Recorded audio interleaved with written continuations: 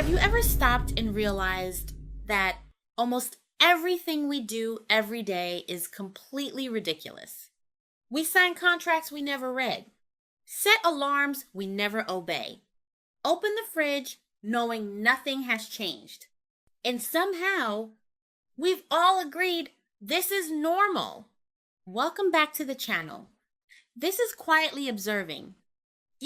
One of the things I enjoy most is simply observing people. Not in a judgmental way, not in a negative way. Just paying attention. Because the more I pay attention, the more I realize that we are fascinating people. We all have these little habits and routines that we never question. Things we've done for so long that they just feel normal. But every now and then, I'll catch myself doing something and think, wait a minute, why do I do that? And then I realize everybody else does it too. That's when it gets interesting. Because some of the things we've accepted as normal make absolutely no sense when you stop and think about them. Not bad things, not harmful things. Just strange little behaviors that somehow became part of everyday life. So today I thought we'd have some fun. Let's talk about some of the things we all pretend are completely normal. And if you're honest, you'll probably recognize yourself in most of these. The terms and conditions lie. Let's start with the biggest lie on the internet. You know exactly what I'm talking about. Every time you download an app, update your phone, create an account, or sign up for something online, you get that giant block of text, pages and pages of legal language. And somewhere at the bottom is a little box that says, I have read and agree to the terms and conditions. Now let's be honest. Who is actually reading that? Seriously, who? Because I've never met that person. Most of us scroll straight to the bottom like we're racing against the clock. We don't know what we're agreeing to. We don't know what information they're collecting. We don't know what rights we're giving away. We just want access to the app. Imagine if life worked that way in person. Imagine walking into a bank. The banker slides a 50-page document across the desk. And before they can explain anything, you immediately sign every page and walk out. People would think you were crazy. But online? Completely normal. The multiple alarm strategy. Now let's talk about alarms. This one has always confused me. Why do we set 5 alarms when we know we're getting up on the last one? Think about it. The first alarm goes off. You don't get up. The second alarm goes off. You don't get up. The third alarm goes off. Still not getting up. At that point, the alarm isn't helping. It's participating in your denial. The funny thing is, we already know which alarm is the real one. The first 4 are basically decorations. And somehow, millions of people repeat this process every morning. It's like we're negotiating with ourselves before the day even starts. The I'm fine routine. Here's another thing we've all accepted. Someone asks, how are you? And before they've even finished speaking, we've already answered. I'm good. I'm fine. Can't complain. Sometimes I wonder how many people are actually telling the truth. Because life can be difficult. People are stressed. People are overwhelmed. People are exhausted. Yet somehow everyone is fine. What's interesting is that most of the time nobody expects a real answer anyway. The question has become part of the greeting. It's almost automatic. And honestly, if somebody gave a completely honest answer every time, most people wouldn't know what to do. Looking busy when someone important walks by. This is one of my favorites. Maybe because I've seen it happen so many times. You're sitting at work. Everything is relaxed. People are chatting, checking emails, maybe scrolling their phones. Then somebody important walks by.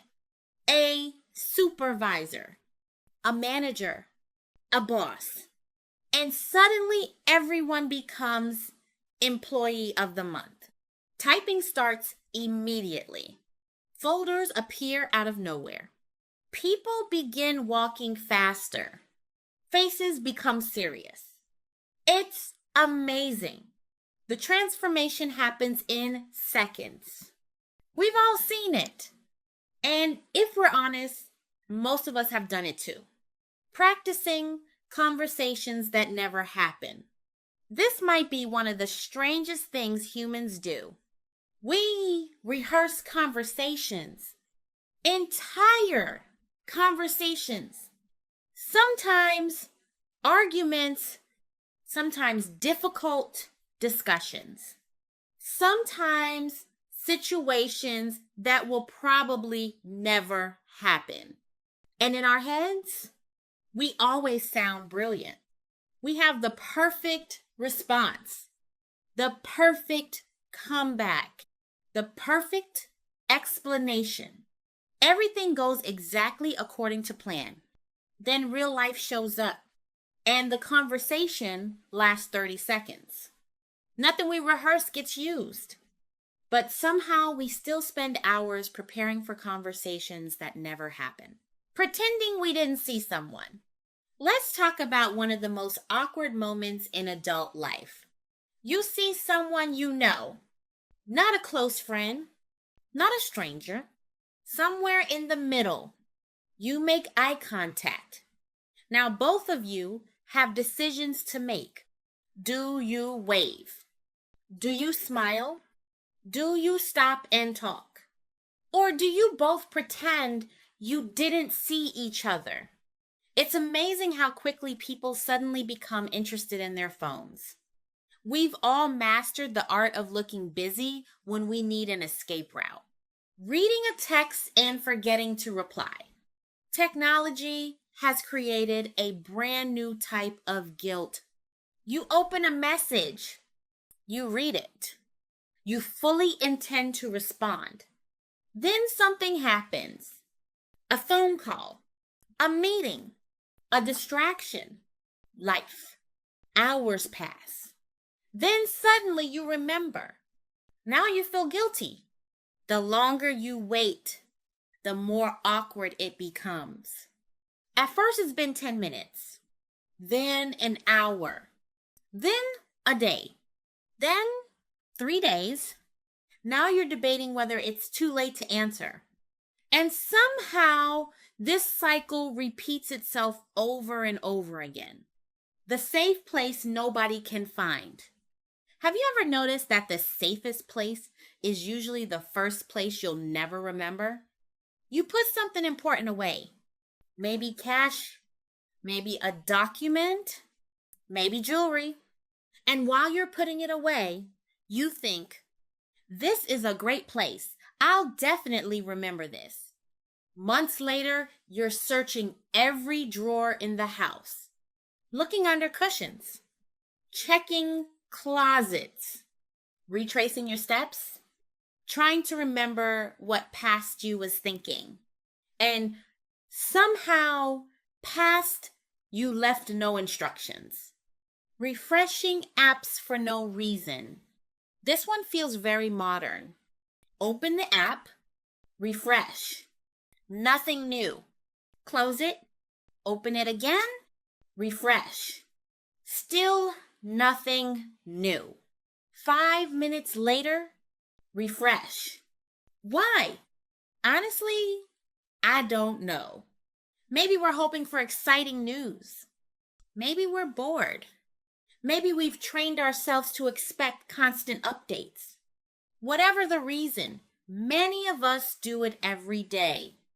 Getting ready early just to wait. This one makes me laugh because I've done it myself.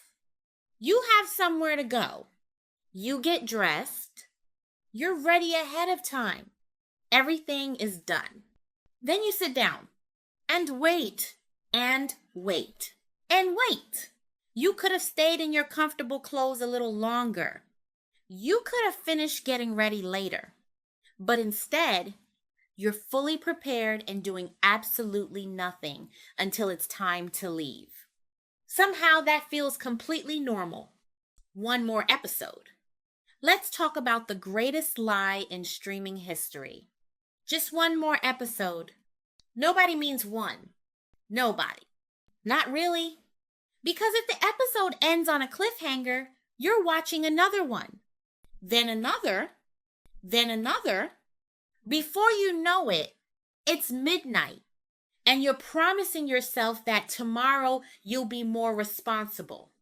Tomorrow arrives. And somehow the exact same thing happens again. Checking the fridge multiple times. Here's one I know many people will relate to. You open the refrigerator. Look around. Nothing new. You close it.